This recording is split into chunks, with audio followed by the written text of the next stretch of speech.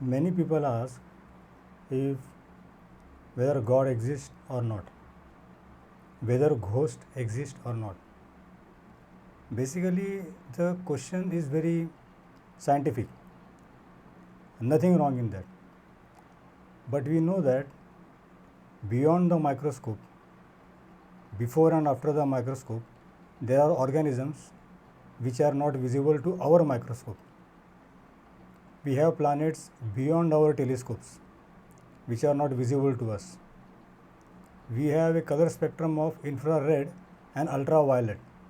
This spectrum of color is beyond our visibilities. Then we have sound. We have subsonic sound. We have ultrasonic sound.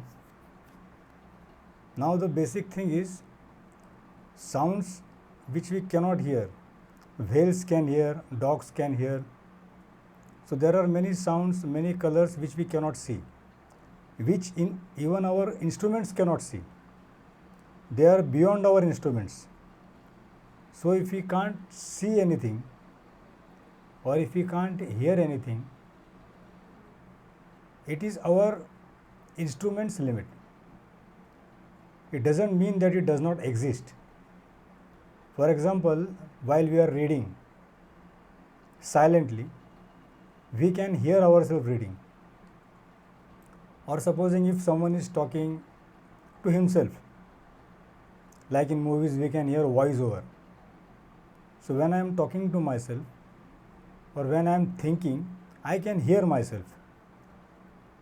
Basically, to hear we require sound. When I speak, sound waves are generated and they fall on my eardrums and then I can hear it. But then when I am talking to myself, who is talking and who is listening? Because sound waves are not generated. No one can hear me think, basically, right? Even we cannot hear other persons think. That is good, because if we really come to know what he is thinking about us, we may not like it. So that's okay. So it's clear that there are many things which are beyond our visions, beyond our ears, beyond our sounds. So I think God must exist, because if I can hear myself thinking without talking and no one else can hear it, and I can't hear anyone else thinking, but he can hear himself. If I am reading, I can hear myself, but I can't hear other person reading. So then who is reading and who is talking? Means it may be out of context, but there is a reference in the Bhagavad Gita where Lord Krishna has said that in us there are two observers. One is the real Atma, who is us, that we are living, and another is the observer, who is observing what we are doing. Maybe it is God's CCTV. He is observing what we is doing, what we are doing,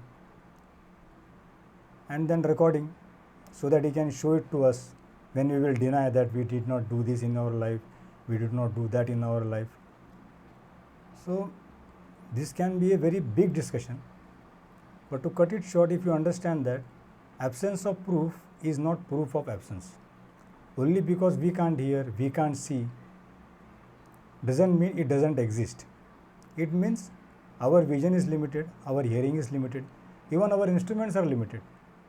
We know there are many things which exist beyond our telescopes. We know there are many things which exist beyond our microscopes. And we know that there are many things which exist beyond our existence. But there is no proof. Every time we want proof. For everything we can't give proof. Maybe some other time the proof may come. Like when microscopes were not there. Bacteria, viruses and germs were still there. But when microscopes came, we came to know, yes, they exist. Like when you go for a blood test, they are giving so many reports, means microscopic reports. We are not able to see them without microscopes, right? For in case of radiology, we are going for CT scan, X-rays and so many things. These are instruments which are our extended vision. But even beyond that, there are so many things that today's science does not know about our physiology and anatomy. And also psychiatry in itself is so big subject that even they are not aware of how much big it is. Philosophy is also there, but these are all different things. These discussions can go on for 1 hour, 2 hour, 3 hour. But basic thing is we have to understand that only because we cannot see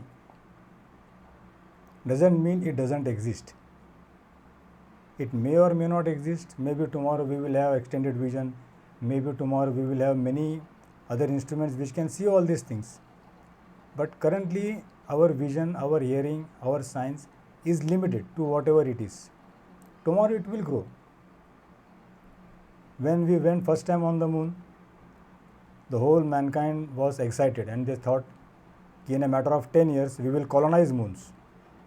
But have we really colonized moon till date? Even today our mission to moon fails. Many persons fail, many countries fail. There is nothing wrong in that.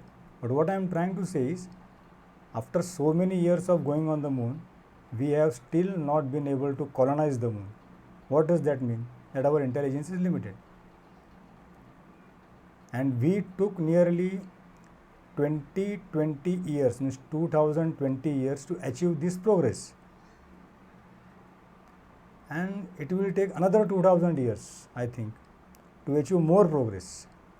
But till then, we have to wait and watch.